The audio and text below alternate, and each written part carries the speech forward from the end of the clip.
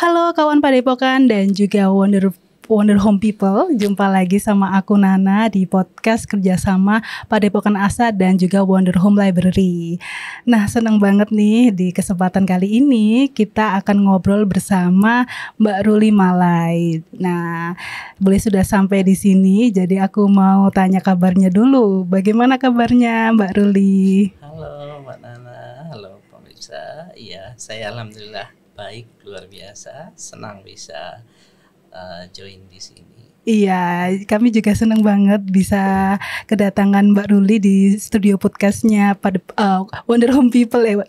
Nah, kalau misalkan boleh cerita dulu nggak nih Mbak Ruli terkait dengan kegiatannya sehari-hari dan juga sebenarnya siapa Ruli Malai ini? Oke, terima kasih. Salam kenal, saya Ruli Malai. Saya berasal dari Bone, Sulawesi Selatan, dan saya berdomisili di Yogyakarta dalam 20 tahun terakhir. Sehari-hari saya adalah volunteer pada komunitas Transpuan di daerah istimewa Yogyakarta pada kerja-kerja sosial, networking, dan pemberdayaan Transpuan dan ODIF. Saya sendiri sehari-hari adalah bekerja seni, lepas, dan banyak terkait dengan isu-isu marginalisasi, isu feminis, dan juga pada isu kelompok rentan, terutama ODIF, Transpuan, dan juga perempuan pekerja seks. Baik. Nah, tadi udah diceritakan ternyata asal Mbak Ruli ini dari Bone gitu ya. Iya, betul. Kenapa bisa ke Jogja ini? Ada cerita apa ini Mbak Ruli? Iya, saya memang cukup lama di Jogja ya, karena dulu awalnya belajar. Jogja adalah bagian dari tempat berproses saya belajar. Kemudian nyaman, dan kemudian saya memilih Yogyakarta sebagai tempat stasioner untuk masa senja ini. Nah, selama 20 tahun tinggal di Jogja, apa yang dirasakan Mbak Ruli? Ya, Yogyakarta itu luar biasa nyaman, welcome terhadap perbedaan, ya permisif terhadap keragaman, sehingga itu membuat sangat nyaman. Baik, jadi memang kota Yogyakarta yang terkenal dengan istimewa ya, kota yang istimewa, kota pelajar, kota budaya. Nah, ini juga dirasakan oleh Mbak Ruli gitu ya. Betul sekali. Nah, terkait dengan kegiatan Mbak Ruli di komunitas Transpuan, dan kemarin tuh ya Mbak, saya kan mendapat informasi bahwa Mbak Ruli ini juga di support center, senior support center Teratai. Boleh tahu nggak Mbak, ini bagaimana kegiatan di sana? Sebenarnya apa senior support center Teratai ini? Boleh diceritakan? Iya, terima kasih. Senior Support Center SSC Teratai itu lahir sekitar tahun 2001 dari sebuah agenda kerjasama kami dengan Voice dan RAT Indonesia, yang menjadikan kami sebagai salah satu partner dalam isu kelansiaan. Sebagaimana kita ketahui bahwa Yogyakarta ini adalah sebuah kota yang cukup ramah terhadap lansia, dan angka harapan hidup cukup tinggi di hampir di setiap kabupaten. Kalau kita jalan ke Gunung Kidul atau ke Bantul atau ke Sleman, banyak sekali kita jumpa dengan lansia-lansia atau para adiuswo yang mereka kayaknya damai begitu hidupnya. Nah, itulah yang kemudian mengilhami kami untuk mendesain Waria Crisis Center yang sebetulnya sebelum SSC Teratai ini kita bentuk. Jadi di SSC Teratai kami memfokuskan pada kerja peer support atau memberikan dukungan kepada orang-orang dengan aspek kelansiaan pada kelompok komunitas Transpuan, lebih ke situ, tapi juga saat ini lebih ke Odius juga kawan-kawan pekerja seks perempuan seperti itu. Nah, ini ternyata menjadi sebuah aspek yang menarik karena lansia transpuan itu memiliki banyak kerentanan. Mereka tidak seperti lansia pada umumnya, karena mereka tidak mempersiapkan diri dengan tabungan hari tua, tidak ada keluarga yang mendukung. Kemudian ketika sakit dan meninggal pun mereka tidak tahu di mana mereka harus dirawat dan dimakamkan. Seperti itu. Oke, jadi sebelum SSC Teratai ini, Mbak Ruli ini menginisiasi Waria Crisis Center ya. Betul. Baru lahirlah SSC Teratai ini. Baik. Ya, betul. Jadi karena ruang aman untuk kelompok rentan transpuan itu kan sangat kecil ya. Yeah. Pertama ketika isu-isu kebencian kepada kelompok rentan queer begitu yang seringkali muncul pada setiap pertama sekali dinamika politik di Indonesia, kawan-kawan queer transpuan yang sering disebut LGBT sebagai istilah mainstream yang membunuh karakter kami itu kan seringkali terjadi, itu dinamikanya sangat naik turun. Nah, saat-saat seperti itu kami sangat membutuhkan ruang aman. Sebetulnya ini kita set up sejak tanggal 18 Februari 2016 ketika kami diserang oleh salah satu kelompok mainstream yang di situ anti terhadap queer gitu. Nah, lalu kami berinisiasi untuk mendeklarasikan berdirinya Waria Crisis Center. Baik. Nah, kemudian untuk Senior Support Center Teratai ini, kalau boleh tahu kegiatannya apa aja, geliat kegiatannya seperti apa, Mbak Ruli? Iya. Yang pasti pertama adalah fokusnya pada perawatan orang-orang dengan kelansiaan yang mengalami beberapa penyakit karena faktor usia, penyakit degeneratif.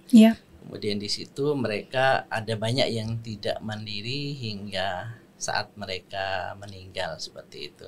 Jadi rata-rata itu sebetulnya perawatan paliatif ya, karena sudah keluar dari rumah sakit kemudian butuh perawatan dan perlu diasistensi, terutama sekali pada masa pandemi COVID-19. Saat pandemi ya. Mereka banyak yang lama sakit kemudian akhirnya meninggal. Nah, karena pada saat ini memang kondisinya lebih kondusif, mereka sehat dan bisa beraktivitas, sehingga kami membuatkan beberapa kegiatan seperti mereka berkebun, kemudian mereka melakukan aktivitasnya masing-masing. Misalnya ada yang masih bisa jualan, kemudian kami belajar kayak mengolah makanan, menitipkan makanan di tempat warung-warung seperti itu. Kemudian kita juga membuat semacam soft skill untuk memproduksi ekoprint, memproduksi jamu dan lain-lain.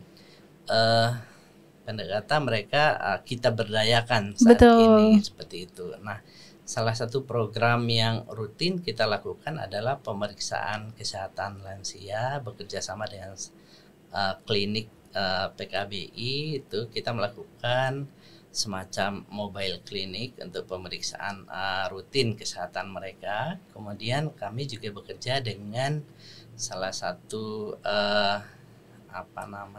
psikolog yang Prabono. Mereka memberikan layanan Prabono untuk memberikan konseling karena ada persoalan mental health yang dialami oleh kawan-kawan transpuan.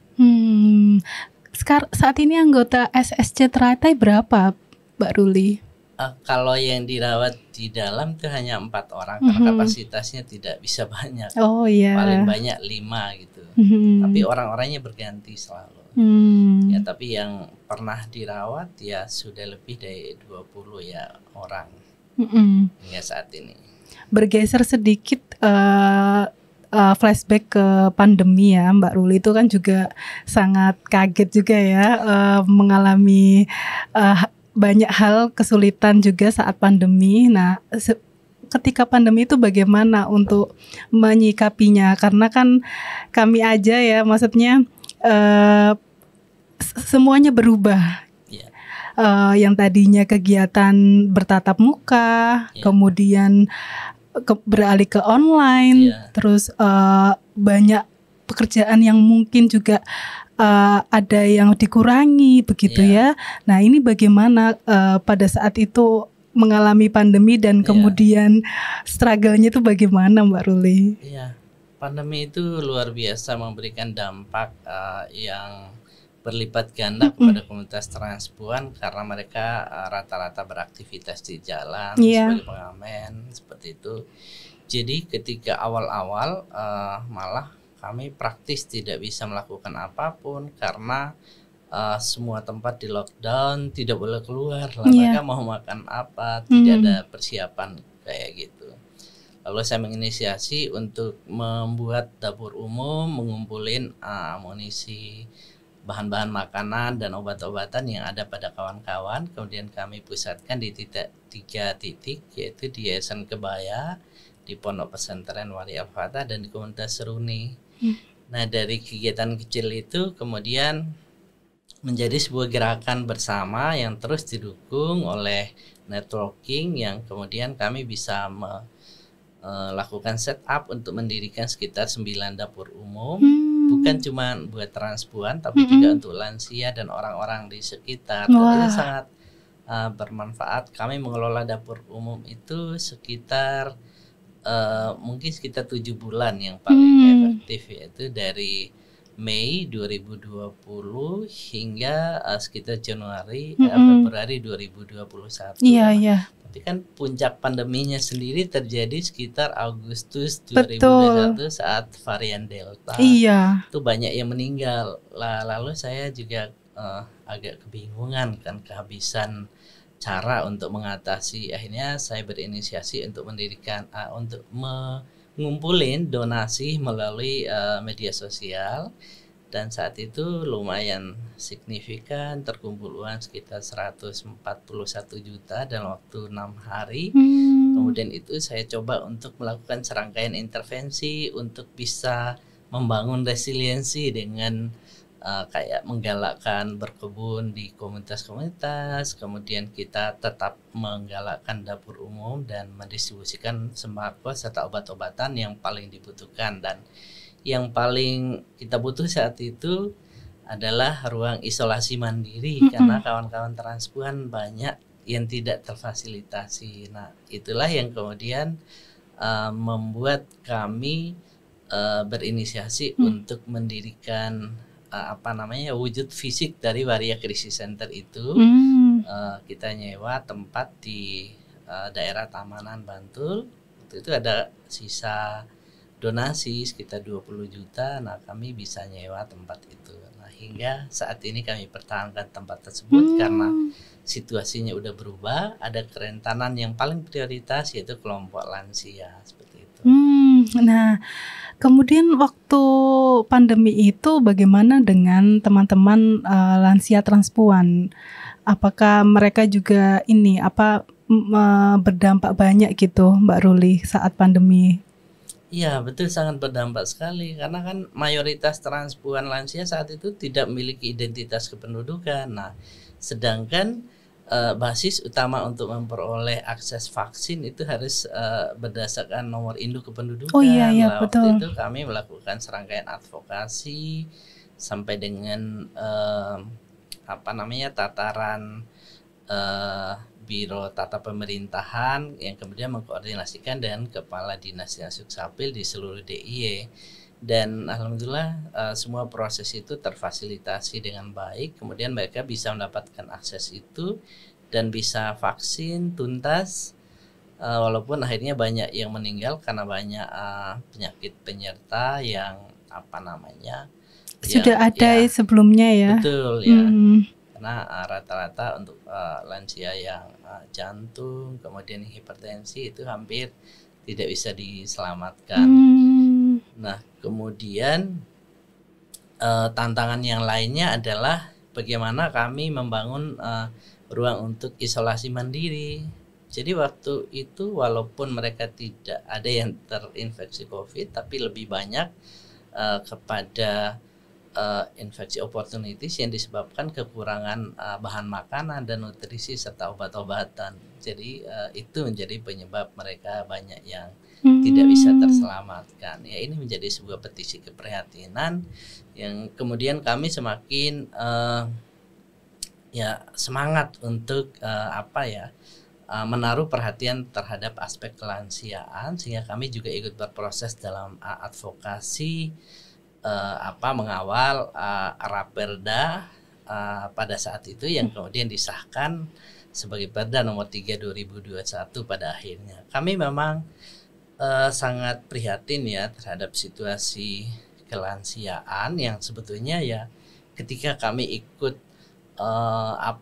terlibat dalam reformasi dan akhirnya menumbangkan Orde Baru dan lahir kemudian sebuah undang-undang pada saat itu, Undang-Undang 13 tahun 98 tentang lansia. Itu kan kami punya ekspektasi besar bahwa pemerintah harusnya punya gambaran bahwa dari 279 juta penduduk Indonesia itu ada sekitar 22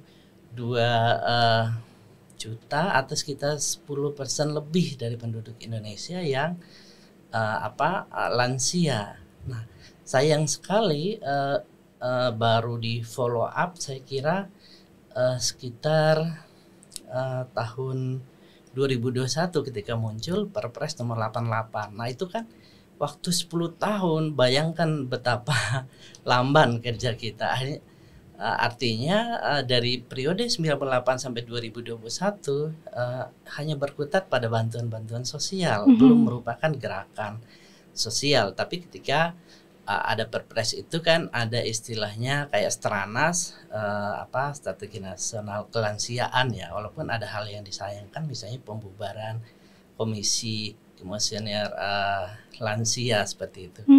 Nah, saat ini mungkin ada komisi daerah atau Komda, tetapi secara yuridis saya kira tidak cukup kuat untuk punya kekuatan. Nah, sehingga beberapa waktu terakhir Erat Indonesia menggiatkan bagaimana kerja-kerja ini bisa terintegral antar institusi pemerintah dan masyarakat sipil, karena pemerintah sendiri tentunya tidak akan bisa menyelesaikan persoalan. Betul. Nah, dari jangka yang sangat lama ya 10 tahun itu ya Mbak Ruli. Betul. Dan sekarang 2024 apa ada sudah ada beberapa kemajuan menurut Mbak Ruli? Ya, cukup banyak sekarang, terutama setelah munculnya Perda DIY nomor 3 tahun 2021. Mbak Ruli kalau boleh tahu itu isinya apa ya Mbak?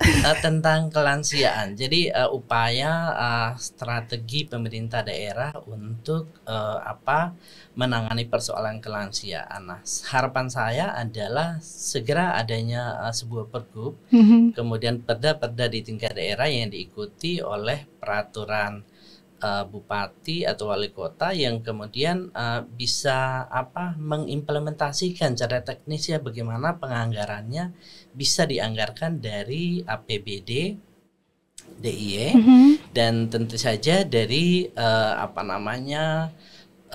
sokongan dari ya harus ada kerjasama dengan lembaga donor dan juga dari CSR-nya kita, karena ini adalah persoalan yang terintegral dengan aspek sumber daya manusia, karena isu lansia itu bukan hal yang baru tapi bagian yang terintegral dari manusia itu berproses dari yang muda ke dewasa kemudian lansia, itu kan siklus kehidupan manusia dan itu harusnya bisa menjadi sebuah konsep tersendiri dalam bentuk kebijakan pemerintah, yang dimana kota Yogyakarta itu kan kota yang cukup tinggi angka harapan hidup untuk para lansia, sehingga kita harus menjadikan kota ini sebagai kota yang ramah lansia dan kebijakan-kebijakan perspektif pemerintah yang mendukung eksistensi lansia seperti itu.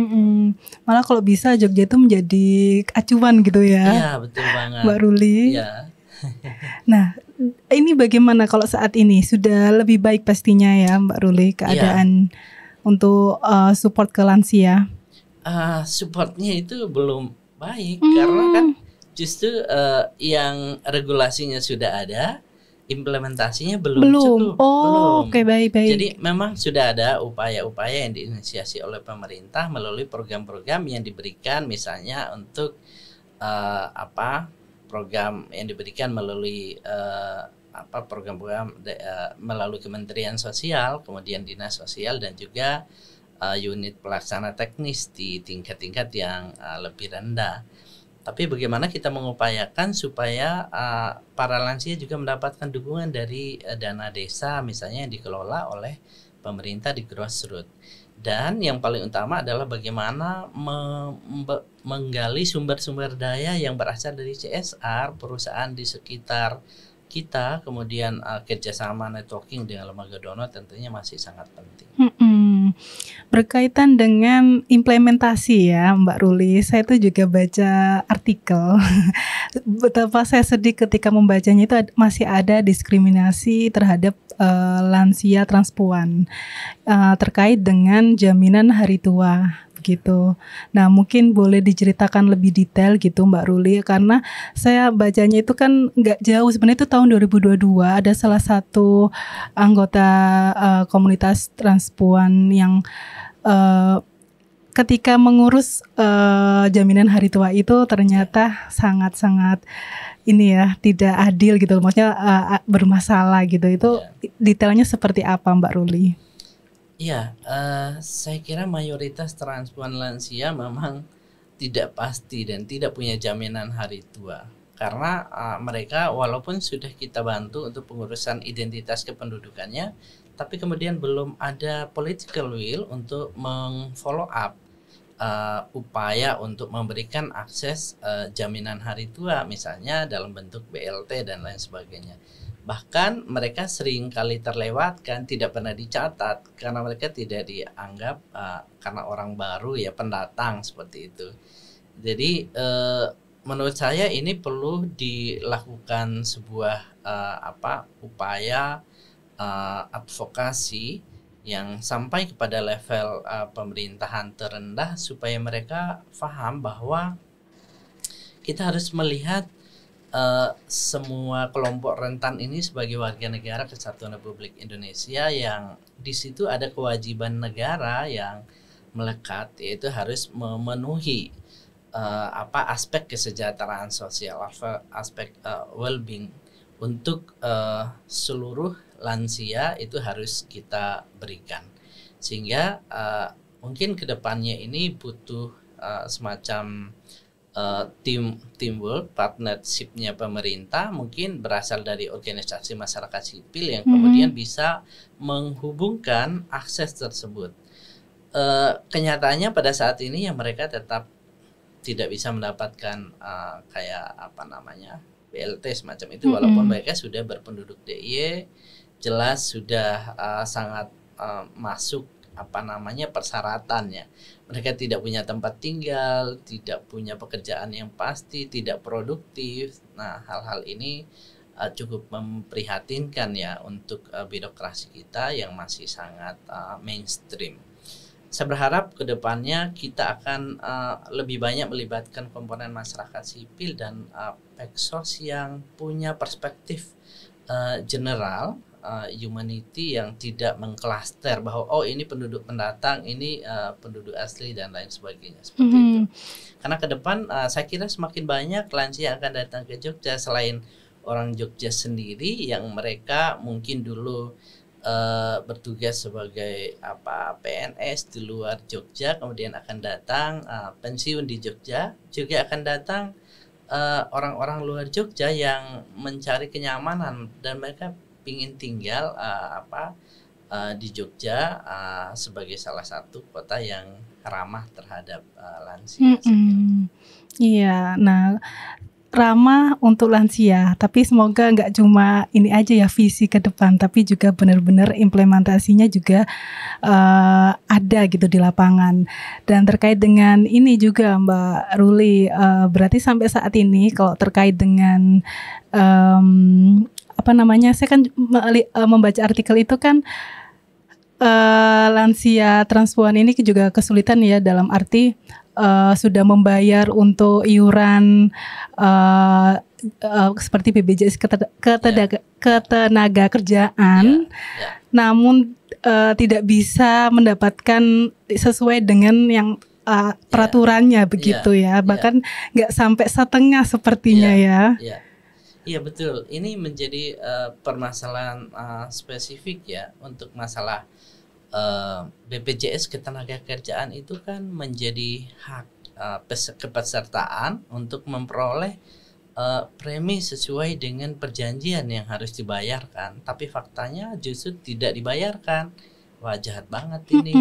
Ini kemudian kami melakukan serangkaian advokasi kemarin sampai di Kementerian Sosial, hingga saya sudah menyampaikan juga permohonan ke Kemenko PKM. Pada waktu pandemi Pak Kemenko sendiri datang ke tempat kita, mengunjungi tempat kita, tapi ini agak lamban ini tindak lanjutnya. Kami sangat berharap ini segera memperoleh kepastian, karena ada warga negara ini yang tentunya tidak memilih mungkin hidup sendiri, tidak menikah seperti itu, walaupun dia bukan transpuan, dan dia akan mengalami dampak yang sama jika harus ada ahli waris yang tercatat dan lain sebagainya, tata bengeknya seperti itu. Saya kira itu alasan yang sangat klise untuk menghilangkan kewajiban negara. Nah, harusnya di sini jaminan kesehatan ketenagakerjaan itu harus memperoleh kepastian hukum. Kita bisa mengajukan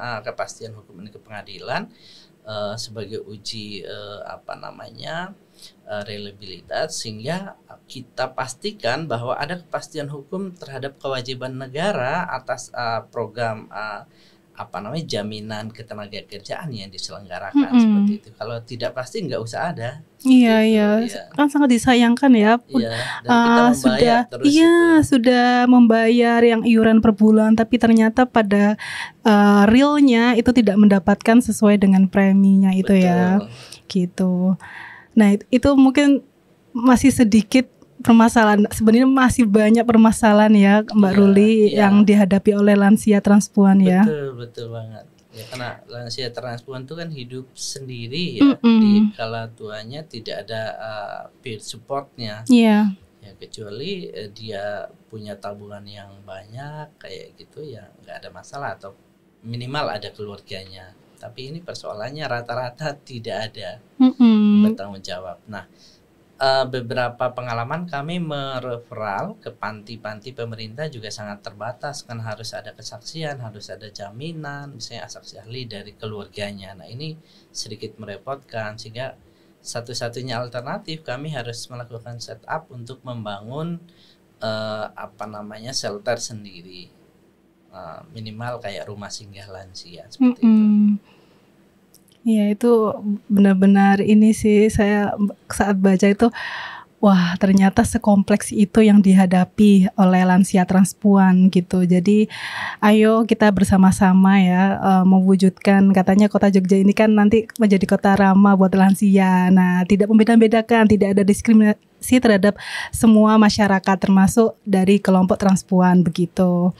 Nah, harapannya dari Mbak Ruli buat kedepannya, terutama untuk kelompok transpuan lansia, bagaimana ini Mbak? Ya, terima kasih. Ekspektasi saya tentu saja lansia kedepannya dapat memperoleh dukungan yang lebih komprehensif, baik dari pemerintah tentunya terkait dengan kewajiban negara untuk memberikan perlindungan hari tua terhadap seluruh warga negara.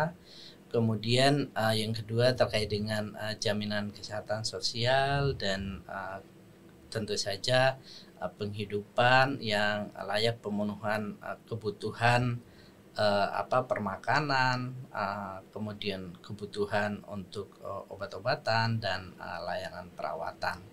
Kami berharap sistem yang harus dibangun oleh pemerintah ke depan adalah sistem yang berbasis pada gerakan sosial masyarakat sipil yang melibatkan NGO, kemudian melibatkan tentu masyarakat dan keluarga, dan CSR yang bersumber dari dana publik, katakanlah rumah zakat itu bisa mendanai kegiatan-kegiatan yang terkait dengan penguatan dukungan terhadap lansia. Setahun yang lalu saya datang ke Malaysia, dan di sana ada sebuah gerakan yang sangat bagus. Saya kira Badan Amil Zakat itu mendanai banyak kerja kawan-kawan transpuan yang membentuk dapur umum sejak tahun 2016, bahkan hingga saat ini mereka masih bisa konsisten memasak dan ngantarin ke lansia-lansia di kota Kuala Lumpur. Itu saya kira satu pembelajaran yang baik. Kalau saja mungkin kita bisa melakukan itu, tentunya ini tantangannya pada pemikiran kita yang masih mainstream terhadap kelompok rentan. Baik. Nah, mungkin kalau misalkan ada kawan Padepokan maupun Wonder Home People yang pengen mengontak Mbak Ruli, mungkin ada kerjasama dengan Senior Support Center Teratai, ini caranya gimana Mbak Ruli? Terima kasih, bisa langsung mengontak kami di website Waria Sehat, atau bisa langsung di Instagram Waria Krisis Center, atau bisa kontak person ke saya di 081229455763. Oke, siap. Terima kasih banyak Mbak Ruli sudah berkenan hadir di podcast Padepokan Asa X Wonder Home Library. Semoga harapan-harapan yang tadi sudah disampaikan ya bisa didengar oleh banyak orang, dan juga buat pemerintah juga pastinya. Semoga buat teman-teman lansia transpuan ini juga semakin kuat gitu ya, ke depannya ada suatu peraturan yang tidak hanya menjadi peraturan tapi implementasi di masyarakatnya juga ada real begitu untuk kelompok rentan. Terima kasih Mbak Ruli sudah berkenan hadir. Mbak Nana, terima kasih Padepokan Asa sudah memfasilitasi. Siap. Terima kasih banyak buat kawan Padepokan dan Wonder Home People. Kita jumpa lagi nanti di podcast selanjutnya ya. Dadah.